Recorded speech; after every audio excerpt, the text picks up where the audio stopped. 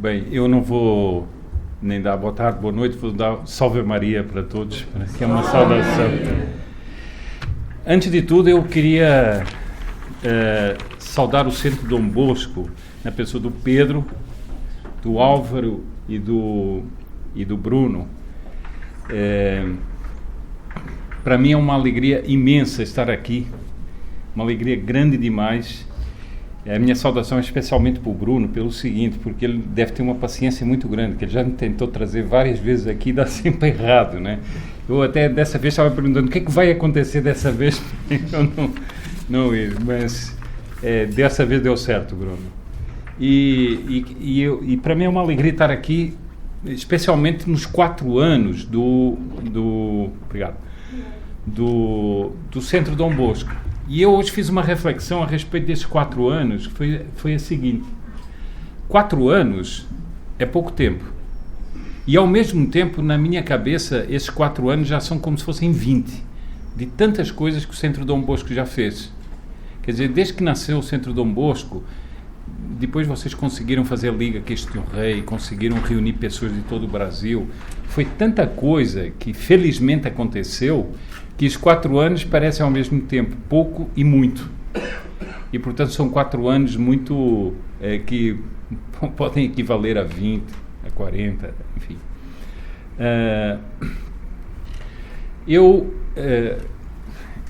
Quando fui convidado para vir aqui, então, pelo Bruno, ele deu um jeito assim brasileiro de pôr um título um pouco elástico para eu me virar aqui assim no tema que eu vou expor.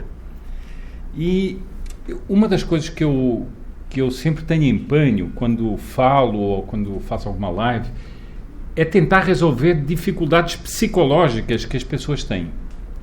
Não é as pessoas, eu mesmo tenho, ou outras pessoas, e sobretudo os católicos, porque infelizmente a formação católica foi muito deformadora e nós ficamos com ideias muito erradas. Eu já vi católicos dizer o seguinte: não, questão do aborto, não temos nada a ver com isso, dai a César o que é de César e a Deus o que é de Deus. Eu disse, como é que é? O aborto então é de César. Quer dizer, o direito do Estado de matar uma pessoa, que é um direito fundamental do homem, enquanto criatura de Deus, é do Estado. Quer dizer, isso mostra bem a confusão que há na cabeça de muita gente, que acha que o catolicismo não tem nada a ver com isso. Bom, e uma das dificuldades que eu noto que existe nos católicos, e é nessa linha que eu queria tratar aqui, é a questão da luta espiritual. Nós temos... eu vou descer depois à realidade que nós estamos vivendo hoje em dia. Há muita gente que fala que nós estamos numa luta espiritual. E estamos mesmo. Logicamente, a pessoa sabe que estamos numa luta espiritual. Mas depois ela acha o seguinte: bom, então, como sou católico, eu vou rezar um terço, eu vou assistir uma missa, eu vou levar a minha vida sacramental, confessões, vou participar, se for possível, de uma procissão, etc., porque isso vai me fortalecer. Porque depois, do outro lado, tem a luta que eu tenho que travar. Não. A luta é intrinsecamente a luta espiritual na qual já está envolvido o resto. E não há essa separação. Não há essa dicotomia. Uma vida espiritual e uma luta. Porque a pessoa pensa assim: não, eu realmente preciso ter forças para essa luta, então vou rezar umas Ave Marias, vou rezar um terço para me fortalecer. Também é isso. Mas isso não é a essência da luta, porque nós estamos numa luta espiritual. O Bruno, ainda há pouco nós estávamos conversando ali, e nós estávamos conversando dessa loucura toda de máscaras. Não sei se viram o seguinte: quase todos os dirigentes do mundo estão se cumprimentando com o cotovelo. Isso é um absurdo total. Mas não é só um absurdo. Isso é uma quebra de um padrão humano que tem a ver com a espiritualidade humana. Porque isso, há outros, como diz Dom Bertão, estão se dando com o pé, né? Já estão se dando com o pé. Já não é com o cotovelo, mas é com o pé. Agora, veja qual é a ideia que existe de transformação do ser humano, do padrão humano.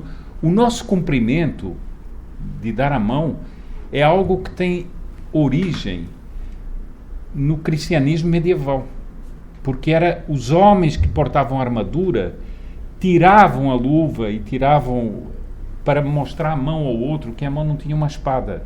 Ou seja, era uma maneira de mostrar uma amizade. Portanto, alguém que quer modificar isso, ele não tem nada a ver com vírus isso aí. Isso tem a ver com um projeto de transformar a natureza humana. Então, quando nós estamos combatendo isso, por exemplo, eu outro dia disse isso numa live que eu fiz, disse, a máscara é uma estética da opressão. É uma estética. Diga uma coisa, para que é que por exemplo, o Joe Biden, mais a Kamala, não sei quantos, que é vice dele, aparecem para ser anunciados como candidatos do Partido Democrata e aparecem com uma máscara negra? Eles vão contaminar quem? Ninguém. E vão ser contaminados por quem? Por ninguém. Por que um repórter de televisão está com uma máscara se ele está sozinho diante da câmera que está na rua e não vai acontecer nada? Por que ele está com uma máscara? Há nisso uma questão espiritual. É uma escravidão espiritual que nos quer ser imposta. Então, eu queria exatamente tratar desse assunto. Não sei se interessa, se não interessa, mas é o seguinte, nós percebermos como estamos envolvidos numa questão espiritual num todo. Há algo que também muitas vezes nós não percebemos, é que o seguinte, essa luta envolve o homem inteiro. Envolve o homem intelectualmente, envolve o homem culturalmente, envolve o homem no seu comportamento. Eu não sei se sabem um fato interessante, mas o Barão do Rio Branco um dia estava no seu escritório, chegou uma pessoa que conhecia mais ou menos, né? Chegou assim, o Barão se levantou, ele deu um tapa assim nas costas e disse, então Barão, como vai o senhor? Novidades? E o Barão disse assim, não, novidades eu não tenho muitas, a não ser essa sua intimidade comigo. Agora, imagine o seguinte, que numa corte da Rainha de Inglaterra, em vez das pessoas terem aqueles cumprimentos, fosse tudo no tapa, tudo no empurrão, etc. Isso não modificava as coisas? Claro que modificava. Vamos às Forças Armadas.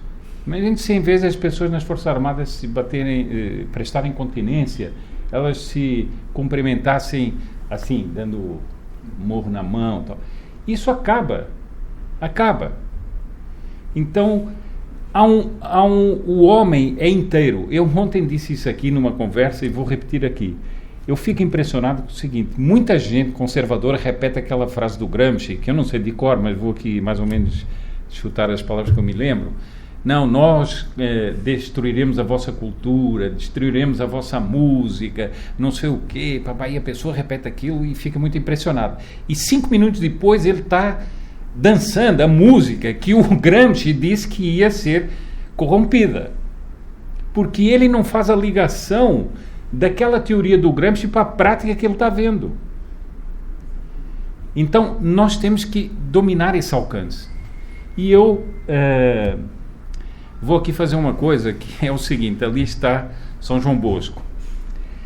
Este é o centro Dom Bosco. Vai ser um pouco de ousadia minha querer falar de São João Bosco no centro Dom Bosco, mas eu vou fazer pelo seguinte, primeiro por uma razão pessoal. Eu sou aluno salesiano, fui aluno salesiano e, portanto, devo a Dom Bosco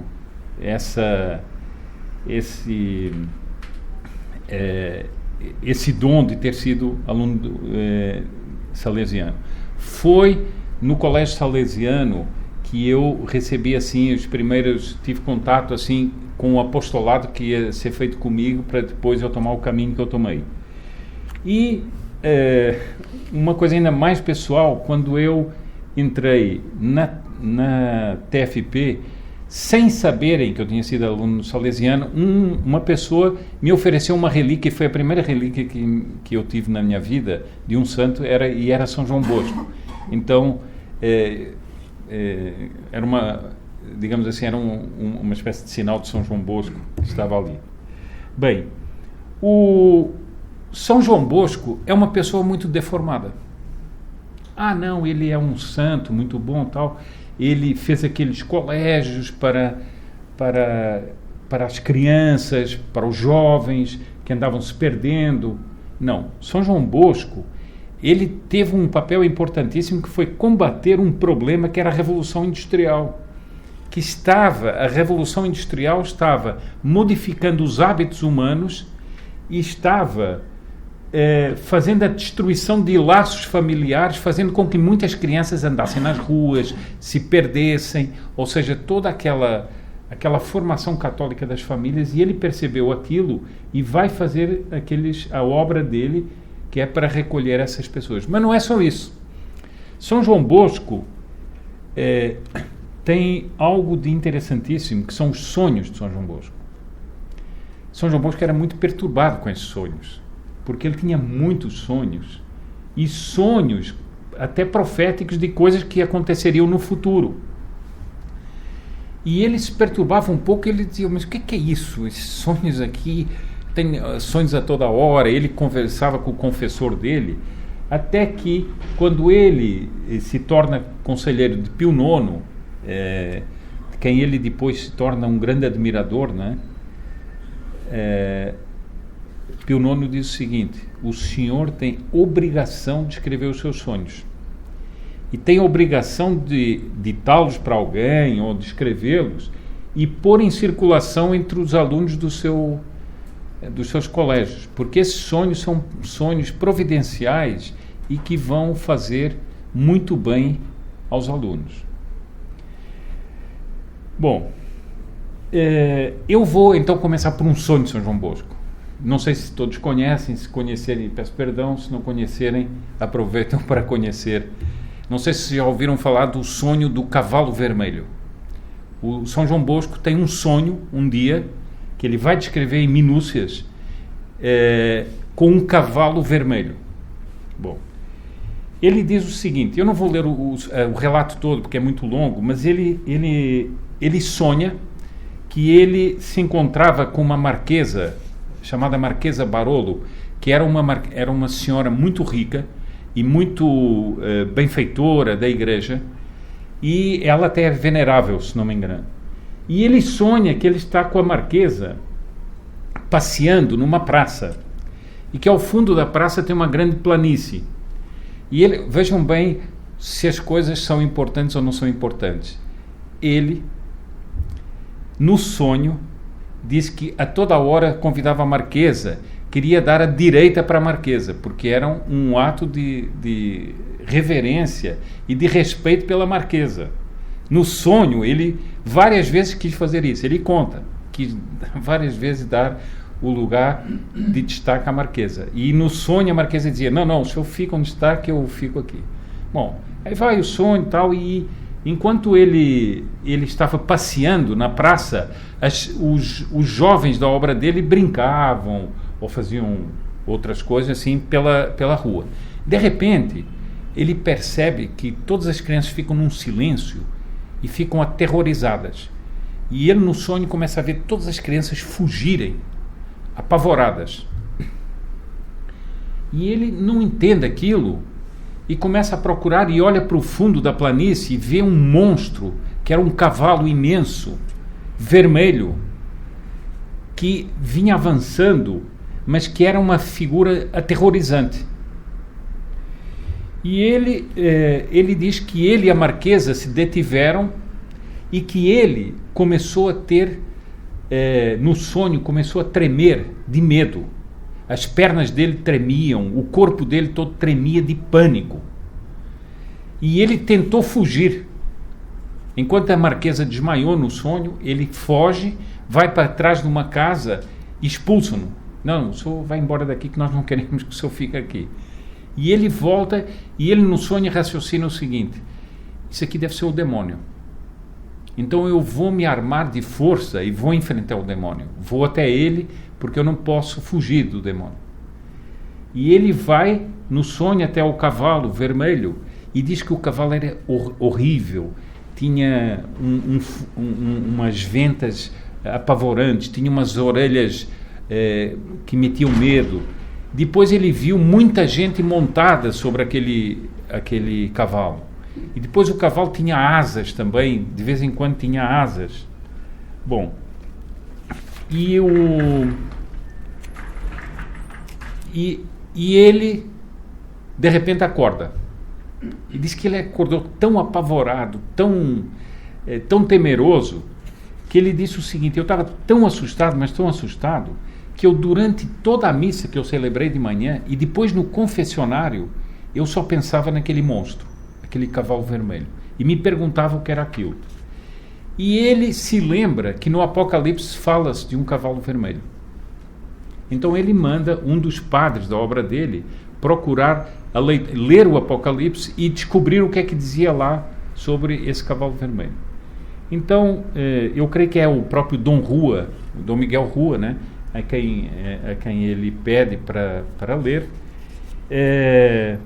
Bom, e essa obra dos sonhos é editada pelos salesianos. Eu não sei se essa história, acho que as pessoas podem pensar o seguinte: bom, mas o que é que nós temos aqui um cavalo vermelho, não sei, é São João Bosco. Bem, está uma análise do sonho na obra dos salesianos, diz o seguinte: no sonho de Dom Bosco, o cavalo representa a democracia sectária. Portanto, isto aqui era o caminho do comunismo, que, procedendo furiosamente contra a Igreja, avançava tentando contra a ordem social, sem deter-se em nenhum momento. Portanto, o cavalo que avançava sem parar. E imporia aos governos, nas escolas, nos municípios, nos tribunais, anelando realizar a obra destruidora começada com o apoio e a cumplicidade das autoridades constituídas, em prejuízo da sociedade religiosa, de todo o piedoso instituto e do direito de propriedade. Bom, o próprio São João Bosco vai dizer, quando ele vê a leitura do Apocalipse, ele vai ver o seguinte, que esse cavalo vermelho era o símbolo da perseguição furiosa e sangrenta contra a Igreja Católica, e que a esse cavalo tinha sido dado o poder de destruir e de matar. Bom, agora vejam o comentário de Dom Bosco, e aqui é que eu queria centrar a minha exposição. O que é que Dom Bosco... Então, o Dom Bosco é só o santo que cuida das crianças? Vejam qual é o comentário de São João Bosco a este sonho que ele teve. Palavras de São João Bosco: seria necessário que todos os bons, e nós, em nossa pequenez, procurássemos com zelo e entusiasmo. Portanto, não é assim, tem que fazer aquele negócio. Não, com zelo e com entusiasmo. Pôr um freio a esse animal que rompe por todos os lados alocadamente. Então, São João Bosco vai dizer o seguinte, que esse cavalo simboliza um mal universal e que todos nós temos a obrigação de lutar contra ele. Isso é bem diferente daquela ideia, eu vou cuidar da minha vida espiritual só. Não, é um mal universal. Mas ele vai dizer o seguinte, portanto ele vai falar contra uma revolução universal, e é preciso que nós detenhamos a adesão das pessoas a esse mal universal. Agora vejam as palavras de São João Bosco. Ele diz, é preciso lutar. Agora ele vai perguntar, de que maneira? Pondo de sobreaviso os povos. Ele está dizendo o seguinte, pondo de sobreaviso aquele fulano que eu conheço. Não quer dizer que isso também não seja bom, mas ele não está falando disso. Ele está dizendo o seguinte, nós temos uma missão que é de pôr de sobreaviso os povos. Portanto, há uma missão, há um mal universal e há uma missão universal, proclamada por São João Bosco. Bom, Vamos aqui confessar o seguinte: essa não é a imagem de São João Bosco que costumam passar para nós. Nem eu no meu colégio salesiano, não foi essa a imagem que me deram de São João Bosco. Não era. Bom, agora veja o seguinte. Portanto, São João Bosco vai falar ele, no fundo, está tendo um sonho profético em que ele diz que todos nós temos que combater contra isso. Esse sonho esse cavalo representava no fundo, o comunismo que estava chegando, né? E nós vamos ver o seguinte, que o comunismo vai se infiltrar dentro da igreja. Ainda há pouco estávamos conversando aí sobre a questão da carta de Monsieur Viganò, em que ele mostra que é uma entrevista dele em que ele mostra o seguinte: a revolução modernista, progressista dentro da igreja é que vai inspirar a revolução do maio de 68, por exemplo. E ele cita uma série de teólogos, inclusive o cardeal Ratzinger, que diz isso enquanto era cardeal, que foram os teólogos progressistas a alma da revolução que ia destruir se nós estudarmos a revolução do maio de 68, evidentemente que tem muita importância a escola de Frankfurt, mas ela é a escola das ideias. Mas quando é que essa revolução explodiu nas ruas? No maio de 68, na França, e depois nas revoluções estudantis no mundo inteiro. Vejam a sanha. Há um bispo francês progressista que diz, defendendo o maio de 68, que aquilo é um fenômeno místico para o mundo. Portanto, vejam, eles tomam o maio de 68 como um fenômeno de uma revolução universal contra a autoridade, anárquica, a favor do desbragamento de todos os instintos. Toda a revolução sexual é proposta ali no maio de 68. Bom, agora, eu falei de São João Bosco, eu vou falar agora de Nossa Senhora de Fátima. Nossa Senhora de Fátima, o que é que ela vem dizer também em Fátima? Não vou aqui analisar toda a mensagem de Fátima, mas a mensagem de Fátima não é assim: olhe, não diz para os pastorinhos, rezem aqui pelas famílias da sua aldeia, ou rezem... Não, ela vem falar do mundo. Ela vem dizer o seguinte: o mundo tem um problema fundamental, que é uma crise universal que levou, por exemplo, a essa guerra mundial. Era a primeira vez que se podia falar no mundo de uma guerra mundial. Estavam sendo massacradas populações jovens, por exemplo, uma coisa que fala-se pouco disso, mas na França havia um ressurgimento do catolicismo e do catolicismo monárquico, que estava pegando a alta sociedade e a alta nobreza. Essa gente vai morrer toda nas trincheiras, enlameados nas trincheiras. Ou seja, aquela guerra teve um papel de destruir muitas esperanças que estavam nascendo. Depois, quem analisa aquela guerra vê que os laços sociais foram mudados, as relações humanas mudaram também. Foi um evento profundamente revolucionário. Bom, Nossa Senhora vem falar disso, de uma guerra mundial que estava acontecendo e diz: vai acabar. Mas se os homens não mudarem, haverá uma outra guerra pior. Todo mundo pensa na guerra pior só em armas. Não é. Foi na destruição das sociedades. As duas guerras mundiais alteraram completamente a sociedade no mundo. O equilíbrio de forças, a força destruiu muitas das raízes do cristianismo, etc. Bom, mas há mais do que isso.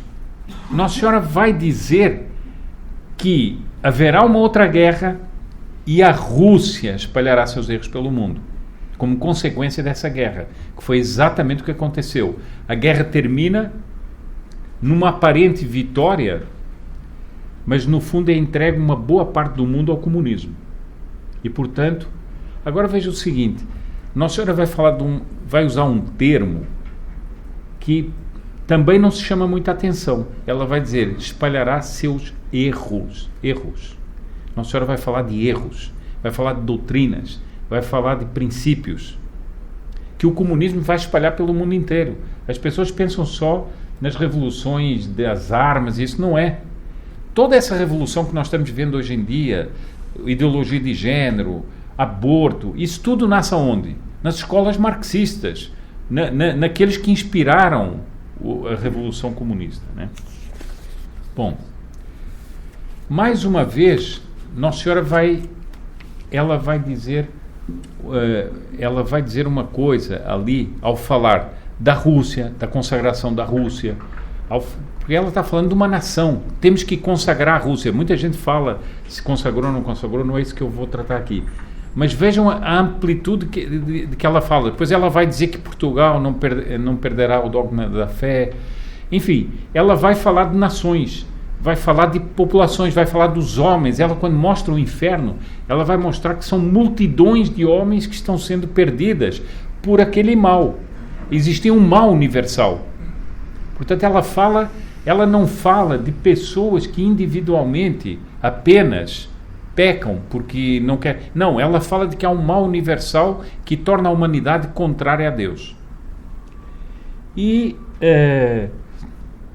ela, portanto, vem despertar os católicos para uma visão que é os grandes interesses de Deus no mundo.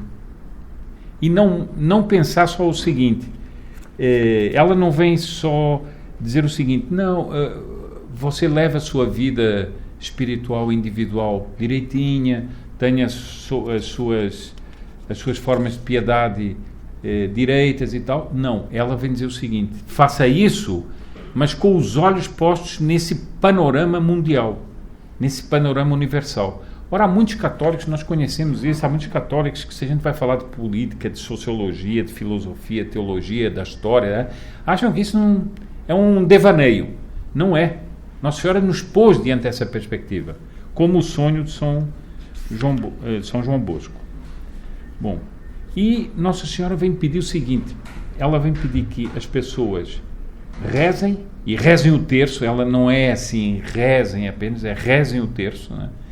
E façam penitência, que é um apelo também universal. Faz para aquelas crianças, e duas vão morrer, né? Logo. Aliás, vão morrer da gripe espanhola. Elas eram providencialistas, não eram securitárias, né? Elas acreditavam na providência divina. Bom, e uma coisa que, agora passando para os acontecimentos atuais, uma coisa que me impressionou muito, foi por isso que eu fiz até um vídeo no meu canal, foi a carta de Monsieur Viganò ao presidente Trump. Ele, como diplomata importante da Escola Vaticana, vai escrever uma carta ao presidente dos Estados Unidos, que seja o presidente que for, mas o presidente dos Estados Unidos é o presidente da maior potência da Terra. Hoje, militar, econômica, tudo o que quiserem, é a maior potência da Terra. Ele escreve a esse presidente e diz o seguinte: o que nós estamos vivendo no mundo, nos Estados Unidos e no mundo, é uma questão bíblica. Não é uma questão política só, social, é uma questão bíblica. Há uma luta dos bons contra os maus. Há uma luta que está prevista no Gênesis, em que os filhos das trevas lutarão contra os filhos da luz. Ora, isso é um diplomata.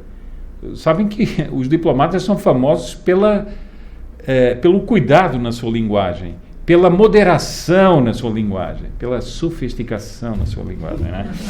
Mas ele, como verdadeiro diplomata, mas como verdadeiro arcebispo, ele usa uma linguagem equilibrada, mas uma linguagem que diz tudo. Nós estamos vivendo tempos bíblicos. Agora, se nós estamos vivendo tempos bíblicos, como é que nós, que somos católicos, podemos ser alheios a essa visão? E só cuidar da nossa vida? Não podemos. Há uma obrigação. Isso aqui não é uma opção. É uma obrigação. São Luís Grignon de Montfort é uma das partes que eu gosto muito do tratado. Claro, o tratado é todo extraordinário, mas uma das partes é que São Luís Grignon diz que o tratado, aquela devoção que ele vai ensinar e que durante tanto tempo ficou desaparecida, é uma devoção que ele diz que vai ser dada para aqueles que vão lutar nos últimos tempos, o que não quer dizer o fim do mundo, mas quer dizer os últimos tempos, contra os inimigos da igreja. E ele dá aquela metáfora que eu acho extraordinária. Porque é que na Escritura está dito que Nossa Senhora esmagará a cabeça da serpente com o seu calcanhar? Por que não é com a mão? Por que não é com outra maneira? Por que é o calcanhar? Ele diz, porque o calcanhar é a parte mais ínfima do corpo de Nossa Senhora. E aquele calcanhar representa os justos, que lutarão. E por isso é que a Escritura diz que a serpente armará ciladas ao calcanhar. A gente realmente não entende muito bem. Ciladas ao calcanhar de Nossa Senhora. Por quê? Porque representam aqueles que querem lutar contra o mal. E, portanto, isso não é uma opção. Não é? Bom, agora eu vou levantar aqui um outro problema, outra dificuldade. Eu vejo muito, e não estou censurando isso, por exemplo, nós vemos tudo o que está acontecendo agora com o novo normal. Hoje eu vi um negócio completamente louco. Pessoas na Europa andando com uma espécie de tubo enfiado aqui, então quer dizer, é um negócio de louco, parece um manicômio. Desculpa, hoje eu pedi uma coisa rápida, eu estava preparando aqui essa palestra. Eu pedi uma coisa rápida no quarto e, de repente, quando eu abri a porta, eu levei um susto. Parecia um marciano que estava chegando ali para levar um prato. E eu sou filho de médico, já fui a muitos hospitais, eu nunca vi um negócio daqueles num hospital. Nunca vi. Sujeito com uma máscara, com outra máscara embaixo e com umas luvas. Nossa, parecia que estava dando um veneno para você. Aí você pegava aquilo. Quer dizer, é uma coisa espantosa. É espantoso. Isso está num hotel. A pessoa está num hotel, não está num hospital. Bom, agora eu pergunto o seguinte. As pessoas... nós vamos ver, por exemplo, estávamos conversando há pouco sobre o Alexandre Costa, né? Ele fez uma live muito interessante com dados sobre isso. Fizemos com ele também uma live a respeito de um discurso do Mandetta, enquanto ele era ministro, que é uma coisa espantosa. Ele vai dizendo, o mundo vai ser assim, as pessoas vão ficar separadas umas das outras. Mas quem é que disse isso para ele? Depois ele diz que foi nos bastidores que aquilo foi decidido. Mas que bastidores são esses? Agora eu pergunto o seguinte... Essas pessoas, por exemplo, das fundações das fundações não sei o quê, que planejam o aborto. É claro que é importante apontar isso, mas nós nunca nos perguntamos uma coisa importante. O que está na cabeça dessas pessoas? Mais do que está na cabeça, o que está no coração dessas pessoas? O que levou pessoas a quererem para a humanidade esse mal? É uma pergunta que nós temos que fazer. Esse cavalo vermelho do São João Bosco, quem é? Quem são aqueles que montam esse cavalo? Porque ele disse que muitas pessoas montavam esse cavalo. Quem são essas pessoas? O que essas pessoas querem? Essas pessoas, como é que elas chegaram a isso? Como é que elas passaram a ter essa mentalidade? E veja uma coisa, essa mentalidade é tal que o sujeito que aceita dar uma cotovelada no outro para se cumprimentar, mesmo que ele seja analfabeto, ele em alguma medida já aderiu a essa mentalidade. É esse estado de espírito. Porque as coisas não se fazem só com doutrinas, fazem-se com estados de espírito, com tendências. Bom, nós estamos caminhando para um mundo cientificista e coletivista. Claramente, né? Tudo é em nome da ciência. Desde usar máscara até não usar máscara, desde levar vacina até não levar vacina. Tudo isso é um mundo cientificista. E depois é um mundo coletivista. Tudo é em função do coletivo. Não, você tem que usar máscara. Você, Bruno, não quer usar mais, mas você tem que usar porque é o bem da humanidade. Você não sabe que bem da humanidade é esse, mas é o bem, foi decretado que tem que ser assim. Desculpa, eu há certas coisas que me, assim, passam um pouquinho me fazem sair um pouquinho dos eixos. Eu outro dia viajei para Fortaleza num avião que estava 360 pessoas, tudo cheio, mas nós entramos com a distância de 2 metros um do outro para nos sentarmos todos ao lado um dos outros. Bom, e depois, quando estávamos lá dentro, uma pessoa que está 3 horas e meia no avião, quando chega ao final da viagem, quer se levantar, pegar a mala e ir embora. Aí a moça lá, a aeromoça, diz assim: não, todo mundo sentado. Mas calma, isso aqui não é um campo de concentração, né? Todo mundo sentado. Agora só pode sair fileira por fileira para não haver aglomeração no corredor central. Eu disse assim, mas isso é cena de manicômio. E depois ela diz assim: bem-vindos à Latam. Aquela vozinha assim melíflua: bem-vindos à Latam, um novo modo de voar para um mundo novo. O que é isso, rapaz? Mas o que é isso? Agora eu pergunto o seguinte: isso aí é por acaso? Isso não é. Agora, quem deu essas ordens? Quem decidiu isso aí? Quem decidiu fazer com os homens isso aí?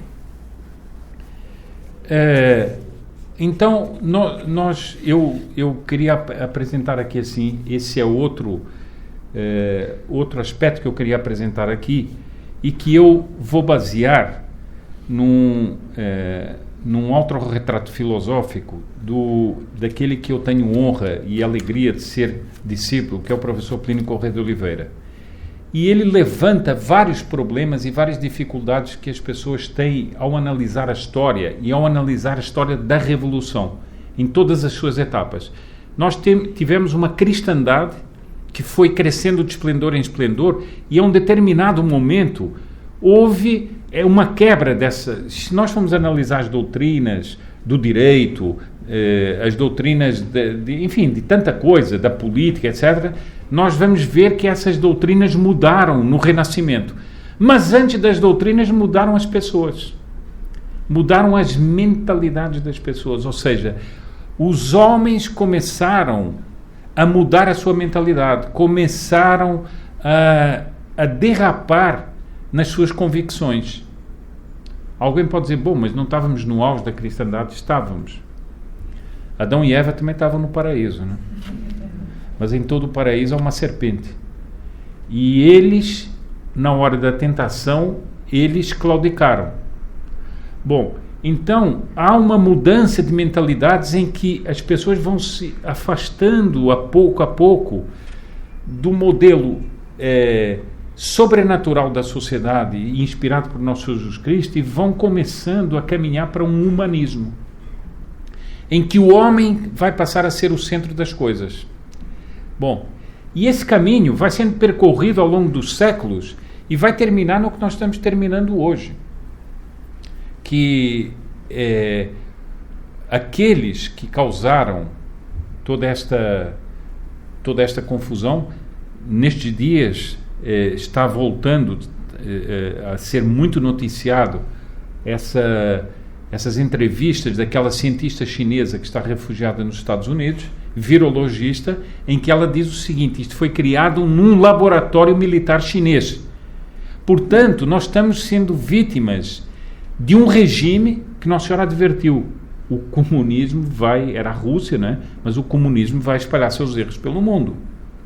A China seria uma das vítimas desses erros, e depois ela hoje espalha esses erros pelo mundo. Bom, então nós estamos diante de uma coisa muito mais grave, que efetivamente, nós estamos sofrendo um mal que foi decidido em laboratório, literalmente.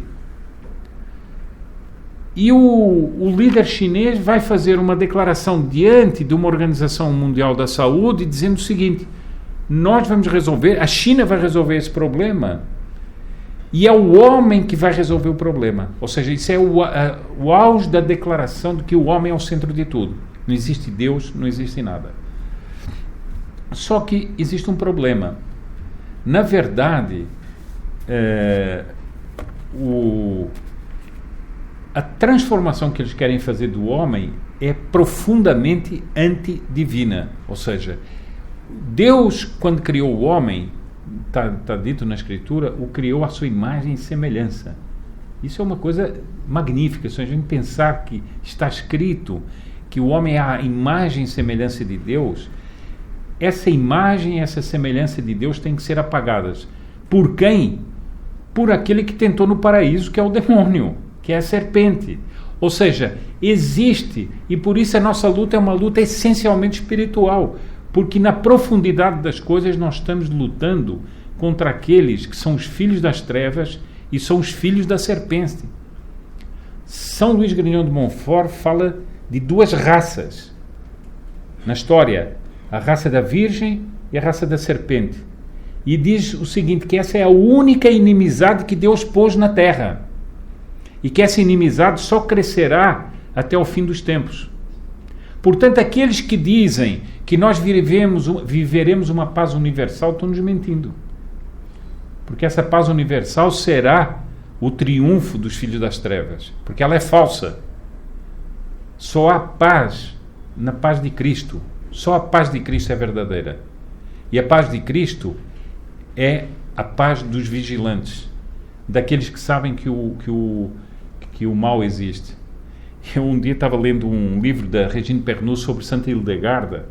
Santa Hildegarda vivia no auge da cristandade, o Papa era santo, havia não sei quantos santos, ela era santa.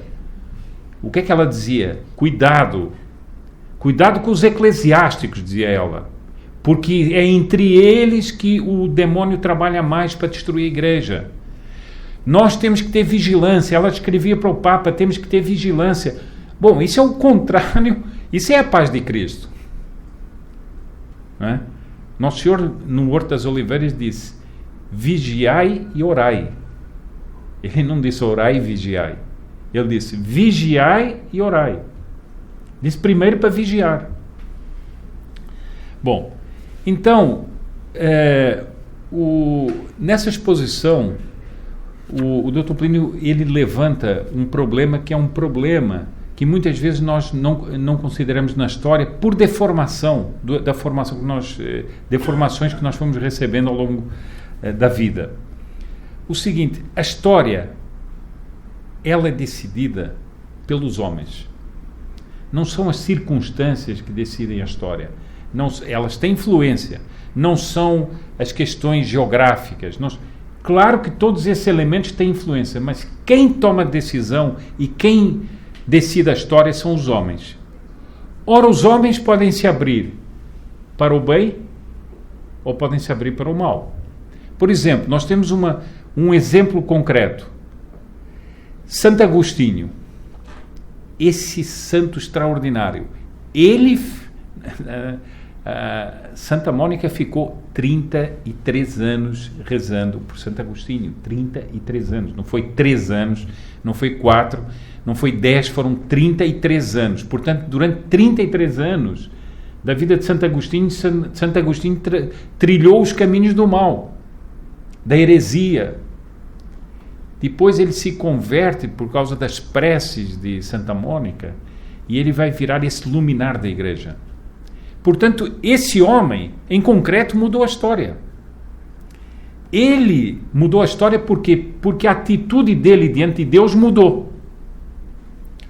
Então, o homem é dotado de uma alma racional e livre e é em função da sua concepção sobre o universo, sobre si mesmo e sobre a vida que ele vai tomar suas decisões. Isso vale para qualquer um, vale para todos nós aqui e vale para um analfabeto que esteja na rua, porque o analfabeto tem a sua filosofia de vida, o pobre que está na rua também, ele tem a sua filosofia de vida, ele tem o seu apelo à retidão, tem os seus apelos ao mal e ele vai decidir entre uns e outros. Bom, agora, um segundo ponto que também é muito difícil, muitas vezes os católicos se abrirem para isso, é que a Igreja, e tanto a lei antiga como a lei nova, mas a Igreja, ela evidentemente tem a missão fundamental de salvar as almas. Mas não é só salvar as almas, não é salvar só individualmente as almas. Porque ela também tem a missão de criar as circunstâncias para ajudar a salvar as almas. Nós devemos de reconhecer que o mundo moderno dificulta a salvação das almas. Porque nós estamos cercados de todos os lados, de todos os fatores de putrefação, de pecado, etc., que são impingidos, por exemplo, às crianças. São impingidos. Tem criança, outro dia uma família estava me contando, a criança com 3 ou 4 anos, dando para o menino um brinquedo de menina, e ele dizendo o seguinte: eu não vou brincar com isso. Mas a professora exigindo que ele brincasse com o brinquedo de menina. Isso é uma perversidade. Bom, nós estamos cercados por isso. Então a igreja tem também como sua missão criar uma sociedade cristã. É uma segunda missão da igreja. Ou seja, inspirar uma sociedade cristã, inspirar os relacionamentos e as relações humanas segundo os ensinamentos do nosso Senhor Jesus Cristo. Essa também é uma missão da igreja. E por isso, nós que somos leigos aqui, temos uma missão especial de defender a civilização cristã. Como eu estava dizendo, só esse negócio do cotovelo pode parecer que não é nada, mas é uma grande transformação. E isso vai tornar os homens diferentes. Portanto, vai afastá-los da imagem e semelhança de Deus. Bom, o homem, portanto, quando ele é católico, ele tende a elaborar uma cultura, uma política, uma economia, uma vida social em inteira consonância com os ensinamentos do nosso Senhor Jesus Cristo. E por isso nós devemos defender acentuadamente a civilização e a civilização cristã, e perceber que nisso há uma obrigação religiosa. Esse cavalo vermelho que São João Bosco viu no sonho, ele diz lá que ele vinha destruir todo o social. Ora, se fosse só o religioso, não, ele vinha destruir todo o social também. Bom, depois outra coisa que os liberais negam completamente, né, que é a questão do pecado original. Nós sabemos que temos pecado original e que, portanto, o homem tendo pecado original, ele tende para o mal. Bem, outro dogma dos liberais é que a mente humana nunca erra.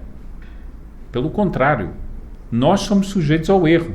Tanto é que um luminar como Santo Agostinho, durante décadas, andou no erro. É uma realidade. Ninguém de nós vai se comparar a Santo Agostinho, mas ele andou no erro. Por quê? Porque ele tinha pecado original. Então, esse princípio é fundamental, né? E é por isso que nós sabemos que Nosso Senhor dotou a igreja da vida sacramental, mas dotou a igreja do dom de ensinar. Ser a mestra da verdade, ser a mestra da lei divina e ser a mestra da lei natural também. Então nós temos uma segurança que é a igreja, é a nossa fonte, a igreja é a nossa... a mãe que nos ampara e que nos ensina. Outra conclusão: daí a vida das nações só poderá ter ordem se ela for de acordo com a igreja. Não adianta criar a ONU, não adianta criar a Liga das Nações, não adianta criar a OEA, não adianta nada disso, porque o princípio fundamental de todas essas organizações é o laicismo de Estado, ou seja, a igreja não tem nada a ver com isso. A igreja está completamente de fora. Mas eles promovem os ensinamentos contrários a nosso Senhor Jesus Cristo. A ONU impõe um aborto e assim vai. Bom, eu não sei se Dom Bertrand, porque eu depois, a uma certa altura, tive que sair, tive que fazer a minha live ali e acabei não assistindo a toda a palestra de Dom Bertrand. Mas eu, de qualquer maneira, eu vou se ele leu, eu não me importo de repetir aqui a descrição que Leão XIII faz na Immortale Dei sobre o que era a cristandade, para nós percebermos qual foi o bem que nos foi roubado. Nós nascemos na agonia de uma civilização. É a maior civilização que já houve na Terra. Podem pegar as grandes civilizações, os egípcios, a civilização grega, romana. As grandes civilizações, não é que elas não tinham valores, tinham. Mas o que é que elas são perto da civilização cristã? O que é que elas são? Em tudo. Na cultura, no saber, veja os grandes luminares da civilização cristã. Fala-se muito em Santo Agostinho, em São Tomás, etc. Mas quantos e quantos outros? Um São Boaventura, por exemplo. Enfim, um homem como Santo Inácio. Enfim, todos esses... depois, uma Santa Joana d'Arc, uma Santa Teresa de Jesus. Tudo isso mostra o que é que foi a civilização cristã, a maior civilização que já houve, inclusive em espaço territorial também, porque pegou todo o Ocidente, pegou a América e ainda se estendeu até a Ásia. Ainda outro dia eu estava lendo a morte de São Francisco Xavier, né, que é pungente, porque ele queria converter a China. Aliás, é um pedido que a gente deve fazer, né?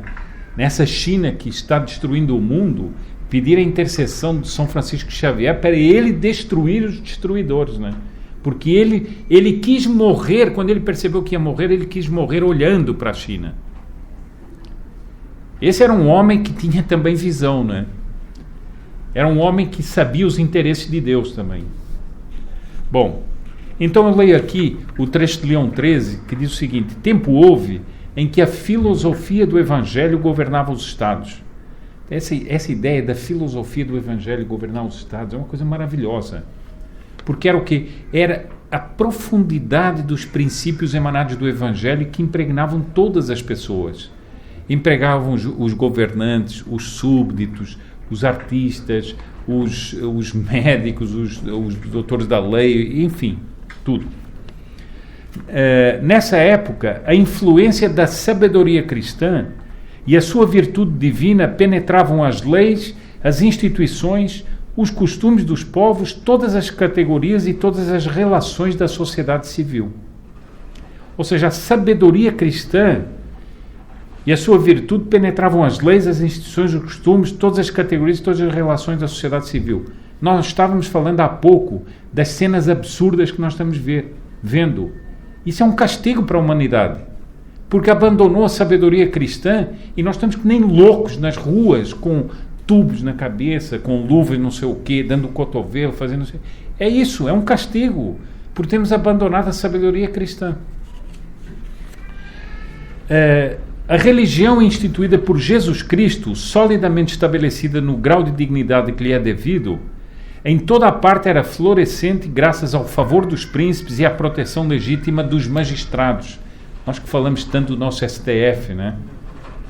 Por exemplo, vejam uma coisa. O STF qualquer dia vai decidir, porque eles decidem sobre tudo, né?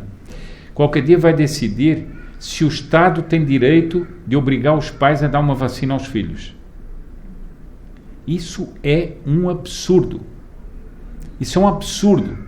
Porque isso envolve os direitos de uma criança e de um ser humano que é uma criatura de Deus e do seu corpo. Portanto, são direitos que foram... os direitos, a guarda desses direitos foi dada aos pais pela lei da natureza criada por Deus, estabelecida por Deus. Logo, são os pais que têm esse direito. E o Estado não tem esse direito. Portanto, isso é uma questão religiosa. As pessoas não querem ver, mas é uma questão religiosa. Então, o sacerdócio e o império estavam ligados entre si por uma feliz concórdia e pela permuta amistosa de bons ofícios. Organizada assim, a sociedade civil deu frutos superiores a toda a expectativa, cuja memória subsiste e subsistirá, consignada como está em inúmeros documentos que artifício algum dos adversários poderá corromper. Bom, o próprio São Pio X depois vai dizer o seguinte: a civilização não está para ser inventada. Ela existe, ela foi destruída, mas ela não está para ser inventada. Bom, e agora eu entro no ponto final, que é o seguinte: nós então por muitas vezes não entendermos essas coisas assim, achamos que as revoluções, achamos que todas as modificações que nós assistimos, elas nascem de pensadores. O pensador é uma etapa importante nesse processo. Mas antes houve uma mudança da mentalidade. E essa mudança da mentalidade na Revolução, ela nasceu de duas paixões desordenadas, que foi o orgulho e a sensualidade. Ou seja, o orgulho, a última meta do orgulho humano é dizer o seguinte: Deus não existe, não há direitos de Deus e eu sou o Deus de mim mesmo. Portanto, não há hierarquias, não há poder. Por que é que há um ódio tão grande da esquerda às Forças Armadas? Porque as Forças Armadas são a representação viva de uma hierarquia. Todos os códigos dentro das Forças Armadas representam o princípio da hierarquia. O respeito, inclusive o respeito que o superior tem ao inferior. Porque quando um superior manda um inferior fazer tal coisa, o superior não pode desrespeitar aquele inferior que ele ordenou. Isso é um princípio que certamente vigora nas Forças Armadas. Toda a maneira de se transmitir as ordens, do serviço, tudo. Por que é que a esquerda odeia isso? Porque ela odeia a hierarquia, ela quer a anarquia. Por que é que nas escolas nós temos as teorias que não há mais ensino? Não, é uma camaradagem entre professores e alunos para nós aprendermos em conjunto. Não existe isso de aprender em conjunto. Não existe. Existe o mestre e existe o discípulo. Sempre foi assim. E essa é a beleza dos homens, transmitir o saber. O que é que Nosso Senhor fez? Ele era o divino mestre, que ensinava a todos, ensinava aos sábios, ensinava aos simples. E qual é a beleza de Nosso Senhor? É ser o divino mestre. Nosso Senhor não sentava assim: agora vamos aqui ter uma conversinha e vamos ver o que é que sai dessa conversinha. Não, isso não é assim. Bom, então, essas duas paixões vão fazer explodir no homem. Todos os homens têm orgulho e sensualidade como paixões que podem se desordenar. Mas aqui há uma diferença. Há homens que podem cair na sensualidade ou que podem cair no orgulho, mas eles não caem naquilo por um princípio metafísico, caem por fraqueza humana. Então se arrependem e se convertem. Há tantas vidas de pessoas que ficam se tentando mudar, e são lindas essas histórias, das pessoas que ficam tentando mudar, se aperfeiçoar-se, etc. Mas há homens que, pelo pecado de espírito, decidem erigir a igualdade e a sensualidade como valores absolutos e metafísicos. Ou seja, os homens têm que ser iguais, mas não é só os homens que têm que ser iguais. Nós temos agora a exaltação dos animais acima dos homens. Isso é uma revolução contra o que está escrito no Gênesis, que todos os animais estão submetidos ao homem. Toda a natureza está submetida ao homem. Portanto, isso é um valor metafísico. Quando nós vemos a loucura da ideologia de gênero, nós temos que pensar o seguinte: ou o sujeito é louco, ou o sujeito é um sujeito que erigiu a igualdade absoluta nos seus extremos mais absurdos como valor metafísico. Então ele vai dizer, contra a evidência da natureza, que não há homem nem mulher. Mas isso para ele é um valor metafísico, ou seja, ele precisa afirmar e precisa criar leis para isso. E precisa deformar as crianças com esse pensamento. Isso é um ódio diabólico. E, portanto, as revoluções, elas nascem assim. Elas nascem de doutrinadores que foram pegando as tendências do homem. Não há tanta gente que diz o seguinte: mas vocês aí são contra essas teorias, mas vocês são retrógrados. Esse negócio do aborto, isso é coisa do passado. Como é coisa do passado? O que é isso, coisa do passado? Mas é o que as pessoas dizem. Vocês são os retrógrados.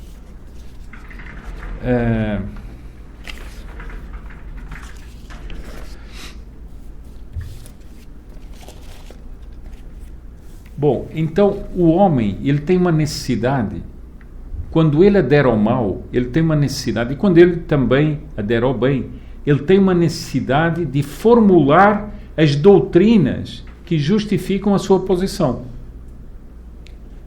Os homens elaboraram doutrinas boas, mas também elaboram doutrinas más para justificar os erros nos quais eles já estão. Ou seja, eles aderem àqueles erros e a partir daqueles erros, aquelas tendências, etc., eles vão elaborar essas doutrinas.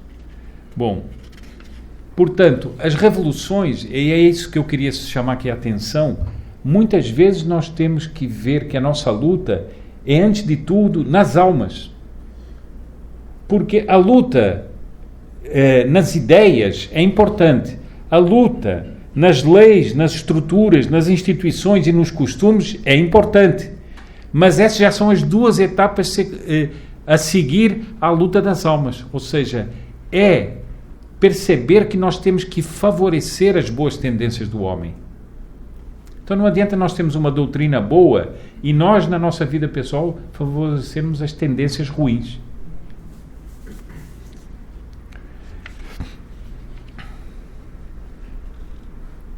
Portanto, a revolução, o fenômeno da revolução é um fenômeno que acontece na alma humana antes de tudo. E tudo o que nós estamos vendo agora são os reflexos de almas que se entregaram a um mal, que é o mal revolucionário. Mas nós temos que ter o cuidado para nós... Imagina o seguinte, é claro que isso não ia acontecer nunca, mas eu vou só dar esse exemplo, eu sei que nunca aconteceria isso. Imagina que alguém pusesse só uma gotinha de veneno aqui dentro. Assim, não, mas é só uma gotinha. Não, desculpa. Não, mas o resto é água. O ruim seria se fosse tudo veneno. Claro, se fosse tudo veneno era bem ruim mesmo.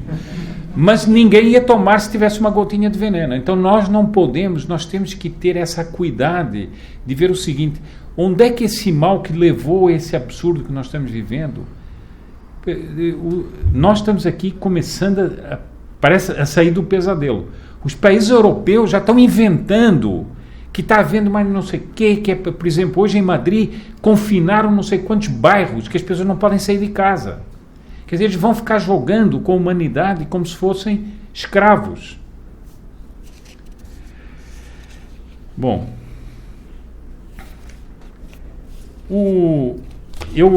então, acho que já falei demais, eu vou aqui terminar minha palestra com uma recordação do aniversário do Centro Dom Bosco, que foi a missa de ontem, e quando foi lido o Evangelho da Viúva de Naim. Aquela cena é comovedora. Nosso Senhor vê aquele cortejo, e Nosso Senhor diz o Evangelho que teve compaixão. Vejam que ninguém pediu, Ele teve compaixão. Só essa ideia de Nosso Senhor ver um cortejo de um fúnebre, uma viúva que tinha ali o seu filho, e Ele teve compaixão, e Ele se aproxima daquele jovem e diz, eu até anotei aqui assim, eu te ordeno, levanta-te. Eu acho que o mundo moderno, ele precisa que Nosso Senhor tenha compaixão dele e nos diga outra vez, eu te ordeno e levanta-te. Porque a civilização cristã foi levada a um tal abismo, para não falarmos da Santa Igreja, porque isso seria toda uma outra exposição que eu teria que fazer aqui, mas para não falar das coisas terríveis que nós vemos hoje dentro da Santa Igreja, da negação dos sacramentos, da negação da fé, pelos pastores, muitas vezes. Isso é terrível. Bom, então, nós precisamos dessa aproximação do Nosso Senhor, e que Nosso Senhor diga, eu te ordeno, levanta-te. Mas nós não podemos esquecer de uma coisa. Quando foi o prélio magno, como diz a Escritura, a grande luta no céu, quando houve a revolta dos anjos, que seriam os demônios, Deus não esmagou os demônios por si. Ele quis que São Miguel dissesse quis o Deus e congregasse os anjos fiéis para lutar contra os demônios. Portanto, ele quer que as criaturas dele tomem uma posição diante dele. E diante dessa revolução dos homens, Deus também quer que nós tomemos essa posição, em função dele e digamos também coisa de Deus.